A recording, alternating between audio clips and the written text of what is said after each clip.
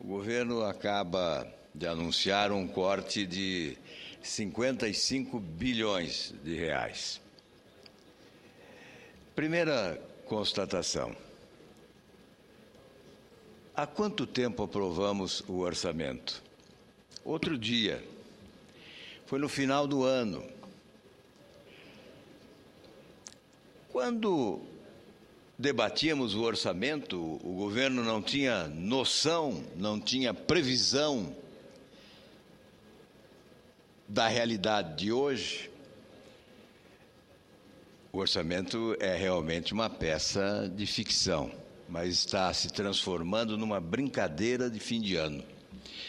Isto revela o quê? Revela a ausência de planejamento. Não há planejamento. O governo poderia extinguir o Ministério do Planejamento. Não há planejamento, para que Ministério do Planejamento? O que há é anarquia orçamentária, o que há é indefinição. Aliás, quando o governo diz que corta 50, apresenta números de 30, porque trabalha com o incremento da receita. A receita cresce além das previsões. Isso ocorreu no ano passado, deve ocorrer também neste ano, porque em matéria de arrecadação, o governo não tem erro. Arrecada mesmo. Arrecada para valer. Aplica mal, mas arrecada. E nestes cortes, mais de 5 bilhões da saúde do povo brasileiro. Mas a saúde é um caos. A pesquisa diz que 67% dos brasileiros são brasileiros que condenam o serviço de saúde pública que é oferecido pelo governo. É um caos a saúde no Brasil. Mas o governo corta mais de 5 bilhões. É onde mais corta. Exatamente a saúde do povo, que deveria ser a suprema lei, é alvejada com esse corte de recursos do governo. Quando discutimos aqui a emenda 29, o governo diz que não tem recursos para a saúde.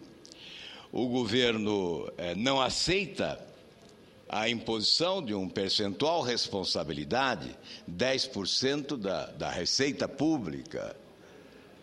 Não é 10%, é quanto? Não é 10% e o governo corta mais de 5 bilhões de reais.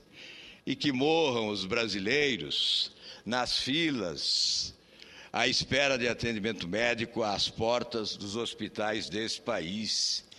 E que se amontoem os brasileiros doentes nos corredores dos nossos hospitais. O governo corta e diz, não é corte, é contingenciamento. É o apelido que o governo usa na esperança de iludir as pessoas.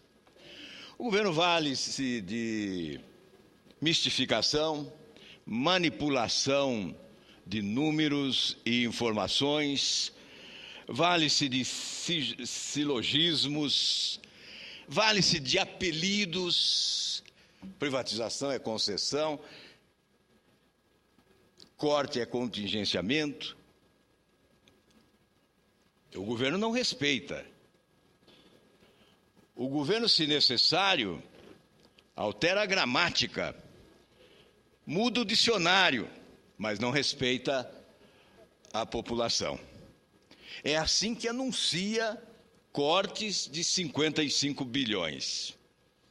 Fala-se que o total das emendas parlamentares, eu não sei, não há ainda o detalhamento dos cortes. A nossa assessoria tentou encontrar os números desses cortes. O que se sabe é através do que a imprensa divulgou, mais de 5 bilhões, exatamente 5,47 bilhões em relação aos valores aprovados pelo Congresso Nacional no orçamento da União. Ministério da Justiça, mais 2,24 bilhões de reais. E o que se pergunta, e despesas correntes?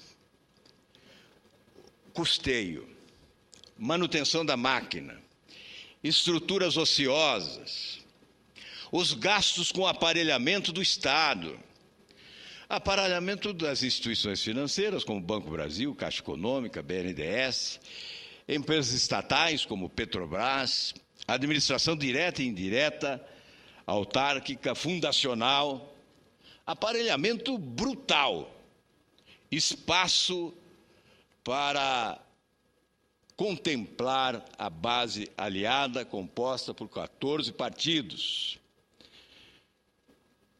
O fisiologismo, o apetite fisiológico desmesurado, exigindo novas estruturas, a ampliação das existentes, a criação de ministérios, de diretorias, secretarias, empresas, enfim, coordenadorias, cargos comissionados, que já são mais de 23 mil, sei lá eu quantos são hoje, porque a cada passo há a criação de novos cargos. O que se sabe é que o governo já gasta mais de 203 bilhões de reais com a folha e corta dinheiro da saúde do povo brasileiro.